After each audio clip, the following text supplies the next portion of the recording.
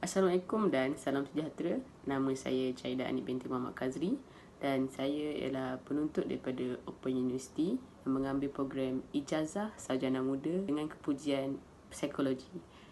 Jadi hari ini saya akan membincangkan tentang cabaran dan keberkesanan komunikasi di antara budaya.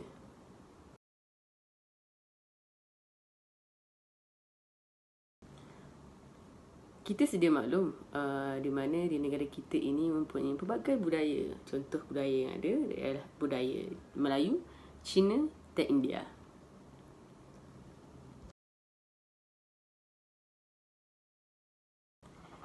Cabaran dan halangan yang pertama berkomunikasi antara budaya ialah ethnocentric.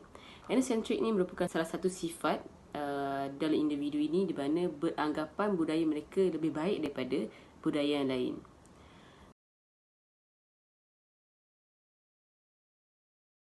Bila terjadinya sifat ethnocentric ni, individu itu sendiri tidak dapat berkomunikasi dengan budaya lain secara lebih baik sebab mereka beranggapan budaya mereka lebih baik daripada budaya yang lain.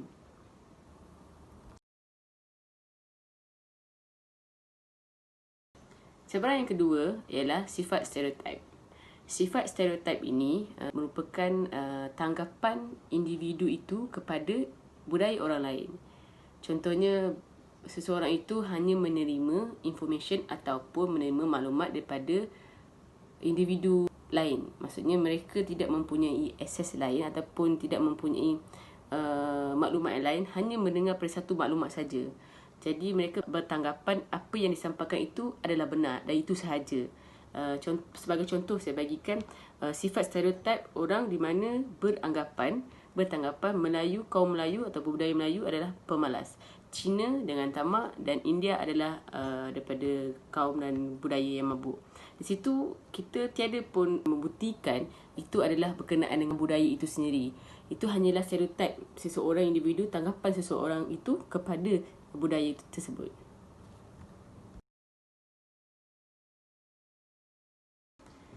Cabaran yang seterusnya ialah ketidakpastian dan kerisauan.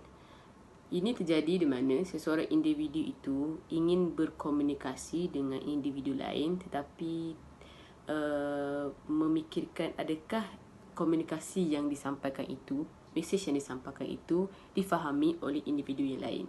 Jadi beliau merasakan risau ataupun tak pasti mesej yang disampaikan tu sampai ke tak, komunikasi yang cuba sampaikan tu berkesan ataupun tidak.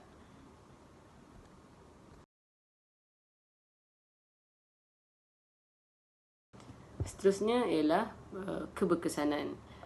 Apa yang saya lihat, wujudnya institusi pendidikan di Malaysia ini, keberkesanannya ialah di mana pelajar-pelajar boleh bekerja dalam kumpulan, seperti contoh study group. Jadi kat situ mereka boleh berkomunikasi dengan baik. Jika ada pelajar daripada China, India, jadi mereka boleh belajar bahasa Melayu ataupun bahasa lain di antara mereka dalam grup mereka. Jadi saya rasa keberkesanan untuk di situ sangat bagus. Melalui study group ni juga, jadi mereka ni boleh berkongsi idea. Jadi dekat situ terjadinya proses berkomunikasi di antara budaya dengan baik. Keberkesanan yang seterusnya, kita ambil contoh daripada sektor pekerjaan, di mana jabatan polis, government. Jadi pada jabatan polis ini sendiri, kita mempunyai pelbagai jenis kaum.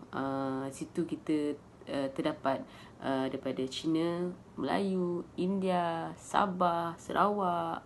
Jadi dekat situ mereka berkomunikasi dengan baik apabila mereka cuba untuk menyampaikan sesuatu arahan ataupun sesuatu maklumat kepada anggota-anggota itu sendiri. Jadi mereka harus berkomunikasi tanpa memikirkan budaya. Dekat situ saya rasa ia berkesan kerana terjadinya komunikasi di antara budaya. Okey, yang terakhir sekali ialah keharmonian.